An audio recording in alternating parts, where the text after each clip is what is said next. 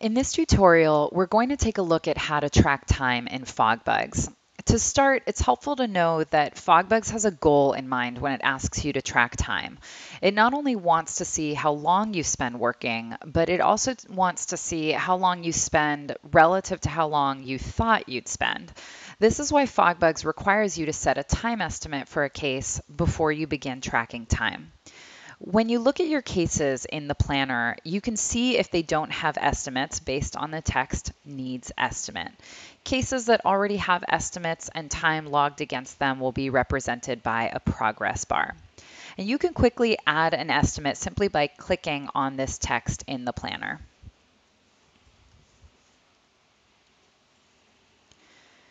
And this is a helpful shortcut if you're in a team stand-up and need to add a bunch of time estimates to your cases in one go.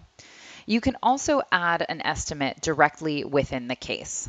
Click into the case and click Edit. Down in the left sidebar, you have a field for Estimate. So now I'm going to save this case with a 15-hour estimate.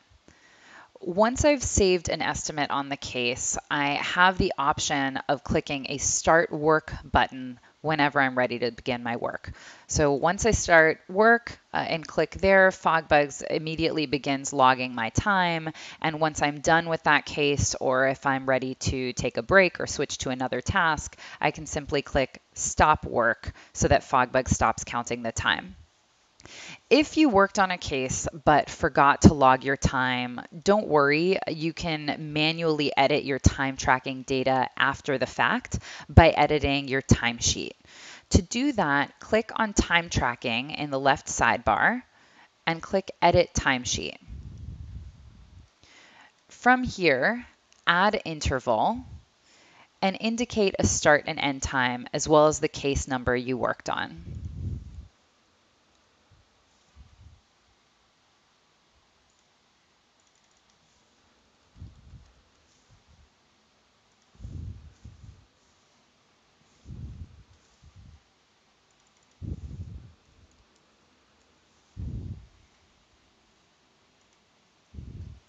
And now you'll see that the time is logged in your timesheet.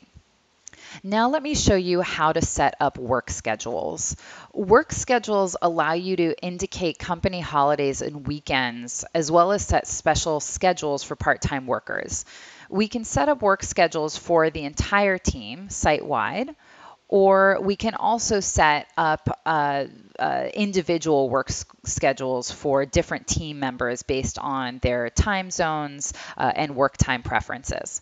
So I'll go back to the time tracking menu on the left, and I'm going to set the site working schedule. And once you're here, you'll see that you have options for different days of the week, the start time for your workday, and also the lunch time. And these working schedules allow your team to set realistic expectations for when estimated work will be completed. So if there's a task that, for example, is estimated to take 30 hours, but that is assigned to a part-time worker who only works 20 hours a week on FogBugz tasks, this will help your team understand that that task wouldn't be completed for another week and a half. And we'll talk more about this in a separate video on evidence-based scheduling. Until then, this concludes our tutorial on time tracking in FogBugz.